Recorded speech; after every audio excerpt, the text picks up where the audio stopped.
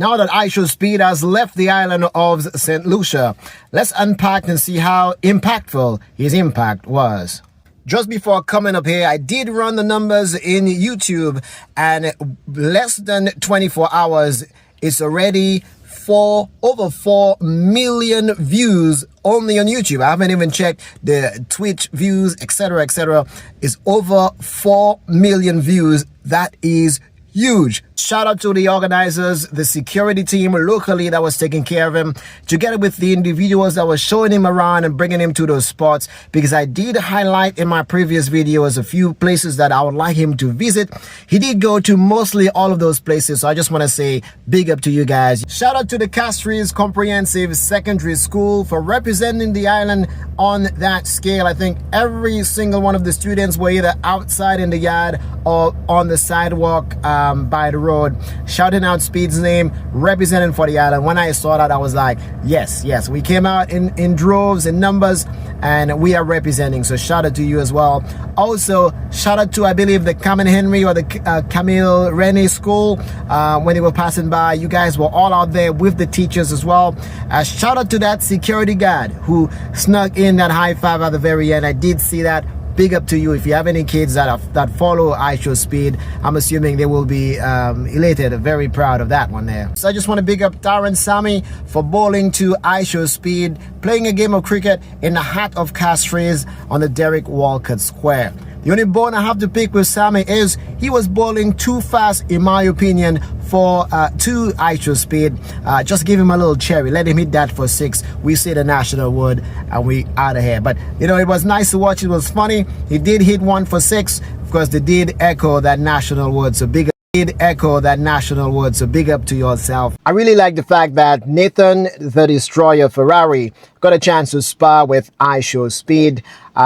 Most St. Lucians know that we don't have any professional boxers down here in St. Lucia. Most of our boxers, or if all of our boxers, are amateur boxers.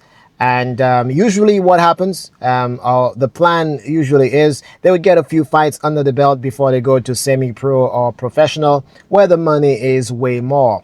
However, usually most of the boxers quit before that because, hey, you're getting older, you have a family to feed, you have responsibilities. Most people don't really have the finances to keep you out of work for so long, which is a huge discouragement for whoever is in sports in general. Of course, boxing, which is not a sport that you could just step into the ring and play. Whenever you go into this ring, there's a possibility of you not coming out. So I was happy that he was able to go on that huge stage. Over 4 million people saw it in just less than 24 hours. I'm just happy that he got a chance to showcase his skills. Big up to you. Remember the name, Nathan the Destroyer Ferrari. I was really excited when they stopped in Cicero on that beach there by Cinderella's Sleeper. I was really excited because I was literally there on Sunday with my son. We swam over to the rocks, jumped in the water. It was amazing. Usually what would happen on a regular day, they would have some catamarans stopping in that very same location.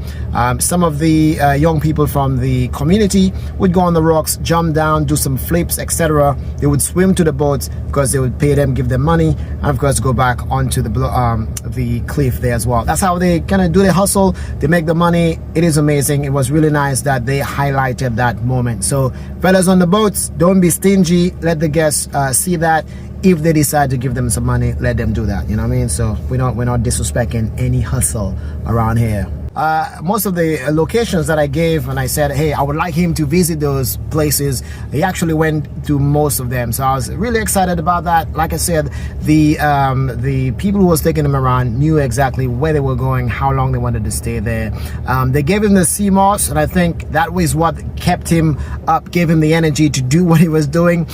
So I was really excited to see that they actually gave him some sea moss. Big up to Export St. Lucia as well. Now, he did go to the Sulphur Springs. My only bone I had to pick there was when he was going there, they did not tell him, hey, you're going to the Sulphur Springs, you're going to the volcano. They over and over said, hey, you're going to the spa next. And me watching the video as a St. Lucian, I didn't really understand what spa they were going to. Obviously, I know the sulfur spring is a spa, but it didn't click at that time. It's when he got there, I was like, oh, they are talking about the sulfur springs. But he didn't know that he was in a volcano. Afterwards, they mentioned that to him. I was like, what? This is a volcano? And he thought the water that he was seeing was the actual volcano.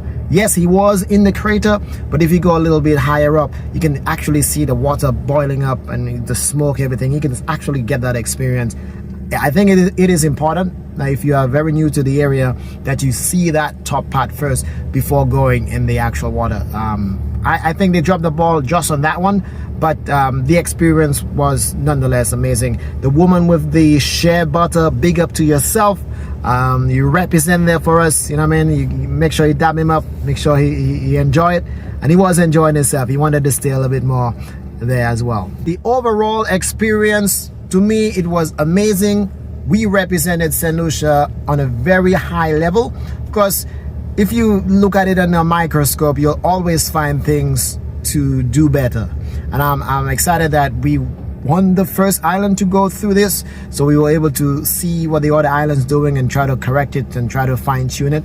The only major thing I would say that I really wanted to see was him climbing up the pitons, especially that he stayed at Sugar Beach. That could be like one of the first thing that he probably did before he go up to the north. But yes, that's the only major thing I would say that I wanted to see happen that did not happen. But other than that, I think every place that I say I wanted him to be or to go, they actually did it. Speaking of the food, on the plane heading to St. Vincent, he did say Trinidad food is the favorite so far. Now, I kind of blame him, and the reason for that is, if you watch the entire video, he did not really get a chance to eat our food. He ate some KFC, big up to you KFC. He ate some hotel food, big up to you all down there. The food is great, but he did not get a chance to experience authentic St. Lucian food, and of course that is the difference right there. So we did lose points when it comes to food, but that doesn't mean our food is not good. It's just he did not get a chance to experience it. But overall, big up to everybody. And lastly, the young man in the SDA secondary school, big up to yourself. You know, they always say closed mouth cannot be fed. You wanted something, you went after it, big up to yourself. I'm not judging here. He said his mom is homeless. Maybe that's his perception of his mom. That doesn't necessarily mean that she is homeless, but who am I to judge?